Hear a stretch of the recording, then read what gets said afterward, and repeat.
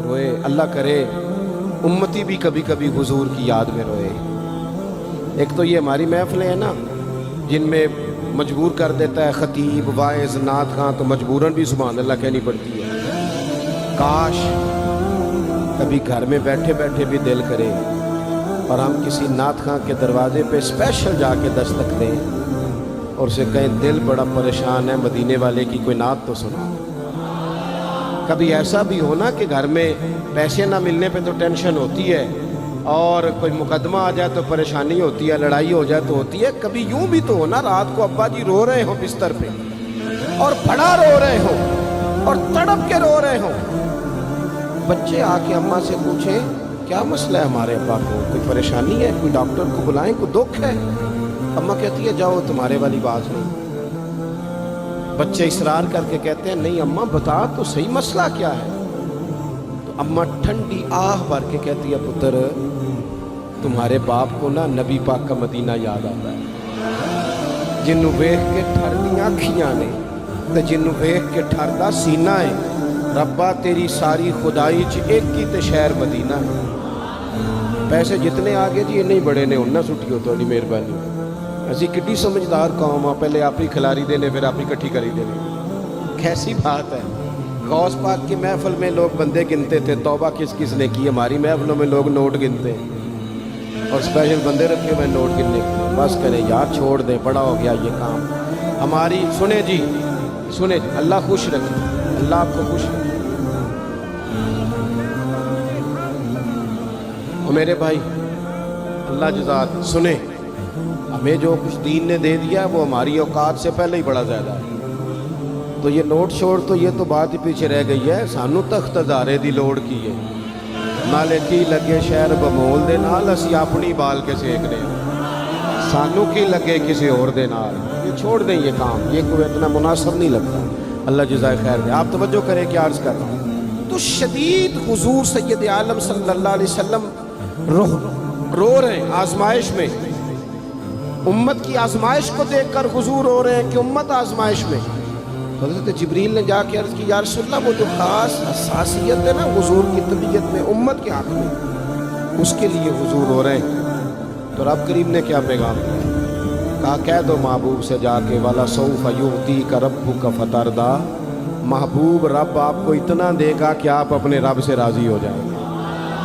راضی کیا جائے گا امت کے حق میں. اور حضور فرمانے لگے جب تک ساری امت جنت میں نہیں جائے گی میں نے راضی نہیں ہونا. حضور کا یہ رشتہ حساسیت، چونکہ ہمارے پاس تو اب ہم بعض دفعہ لگتا ہے کہ زیادہ عالم ہو گئے لوگ، تو ہماری دیواروں پر نا اسکولوں کی دیواروں پر انگریزوں کے قول بھی اب لکھے ہوئے ہیں. تو کئی دفعہ پوچھنے کو دل کرتا ہے انتظامیہ سے کہ حدیثیں ساری یاد ہو گئی ہیں بچوں کو، جو تمہیں اب قولوں کی ضرورت پڑ گئی وہ بھی غیروں کے اقوال تک تم آ گئے. اس قوم کو تم نے حضور کے فرامین سارے سنا لیے. اور خدا کے بندو حضور نے تو اتنا حساس کر کے یہ رشتہ بتایا ہے کہ باریک باریک نقطے بھی سمجھائے. یہ کام نہ کرنا دوزخ میں چلے جاؤ، یہ کام کرنا تمہارا فائدہ. ایک ایک بات کھول کے بیان کی. امت کے پاس ٹائم ہی نہیں ہے حدیثیں پڑھنے کا، وقت ہی نہیں ہے. ہمارا تو مزاج بن گیا نقطے سننے سنانے کا. نقطے وہ ہمارا نقیب محفل اسٹیج پہ بھاگ کے ادھر جاتا ہے، پھر بھاگ کے ادھر آ جاتا ہے. وہ کیوں لگا کہتا میں جملہ دین لگا.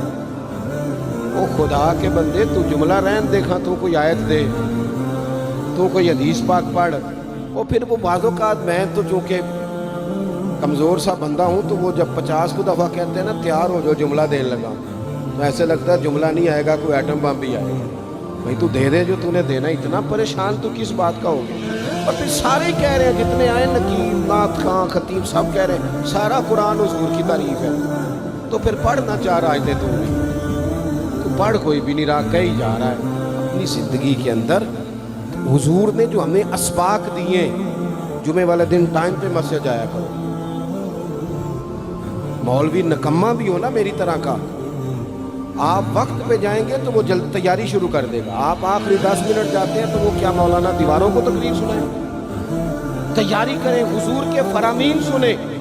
اور نبی پاک صلی اللہ علیہ وسلم نے جہاں جہاں ہمیں اسباق پڑھائے ہیں وہ اس رشتے کی حساسیت کو دیکھیں.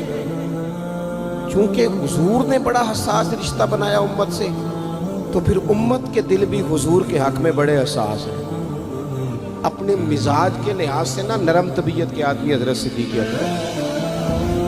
کچھ لوگ نرم ہوتے ہیں نا بیچارے، جو گیا مان لی، جو گیا مان لی، ان کو لوگ تنگ بھی بڑا کرتے ہیں۔ یہ بھی میں آپ کو بتا رہا ہوں، وہ جس بندے کا پتہ ہوتا ہے نا کہ جناب اس کے پاس گئے تو یہ اکثر تارے شاٹ بھی رہتی ہیں، تو وہاں ذرا جاتے بھی لوگ تھوڑی احتیاط کرتے ہیں۔ حضرت ابو بکر صدیق طبعاً نرم طبیعت کے تھے، کشادہ روئی، خندہ پیشانی مزاج کا حصہ تھا۔ وہ دیر تک صبر کرنے کے عادی تھے، لیکن ایک دن ان کے والد آئے جناب ابو قحافہ رضی اللہ تعالیٰ عنہ، بعد میں انہوں نے کلمہ پڑھا۔ ایک دن حضور کی بارگاہ میں شکایت لے کے آئے۔ اب کسی اس بندے کی شکایت آ جائے نا جس کی توقع نہ ہو، جس سے توقع نہ ہو۔ کسی نے کہا تھا نا کہ تجھ سے شکوہ نہیں بے وفائی کا، پر تجھ سے امید بے تحاشا۔ تیرے اوپر امیدیں بڑی تھی، تو نے یہ جو کام کیا نا یہ تھوڑا عجیب لگا ہے، تجھے نہیں کرنا چاہیے، کوئی اور کر دیتا تو چلو بات اتنی سخت نہیں تھی، تجھے نہیں کرنی چاہیے تھی، تیری بنتی نہیں تھی۔ حضرت صدیق اکبر طبی طور پر نرم آدمی، لیکن ان کے والد آئے حضور کی بارگاہ میں، اور بزرگ ہیں اور نابینا ہیں اور لاٹھی تھامے ہوں، اور انہوں نے بڑی عجیب بات کی، کہا یا رسول اللہ حد ہو گئی، آج تو ابو بکر صدیق نے مجھے تھپڑ مارا، تھپڑ مارا۔ یہ ابھی وہ مسلمان نہیں تھے، شکایت آئی، کریم محبوب علیہ السلام کے گرد جتنے لوگ کھڑے تھے محو حیرت ہو گئے کہ ابو بکر صدیق یہ کام کرے گا۔ حضور نے فرمایا بلاؤ نا جناب صدیق کو، حاضر بارگاہ ہو گئے، ہاتھ باندھے، نظر جھکائیے۔ حضور نے فرمایا ابو بکر لوگوں کو تو یقین ہی نہیں آ رہا، تم نے تھپڑ مارا باپ کو؟ خاموش کھڑے، خاموش۔ کریم نے فرمایا ابو بکر سن رہے ہو میں نے کیا کہا، باپ کو مارا ہے؟ چپ کھڑے۔ تیسری دفعہ حضور نے فرمایا بولتے کیوں نہیں؟ انہوں نے نا گردن اٹھائی، آنسو ٹپ ٹپ داڑھی پہ گر رہے، رو کے عرض کرنے لگے یا رسول اللہ باپ سے کہیں خنجر لے کے میرا گلا کاٹ دے، میں سی نہیں کروں گا، پر اس نے نا آج آپ کے بارے میں بات کی، آپ کی شان اقدس کے بارے میں کچا جملہ بولا ہے، آپ کے بارے میں کمزور بات کی ہے۔ یا رسول اللہ میں سارا کچھ سہ سکتا ہوں، پر آپ کا اور میرا رشتہ، حضور آپ کی اور میری بات، تن تندور تے ہڈیاں بالن، اسی ہاواں نال تپایا، کپ کپ مکیاں پیڑے کیتے، اتوں عشق پلیتھن لایا، تن دا سالن تے من دی ہانڈی، لون صبر دا پایا، غلام فریدہ میں ساری تیری، تینوں وجہ یقین نہیں آیا؟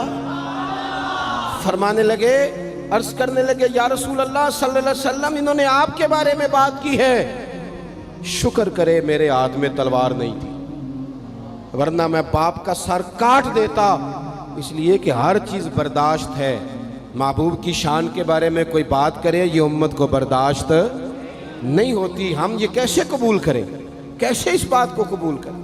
عزیز بھائی اس رشتے میں حساسیت، آپ دیکھیں صحابہ نا اس حساسیت، اور صرف ناموس رسالت کے مسئلے میں نہیں، ہر مسئلے میں وہ حضور کے حق میں حساس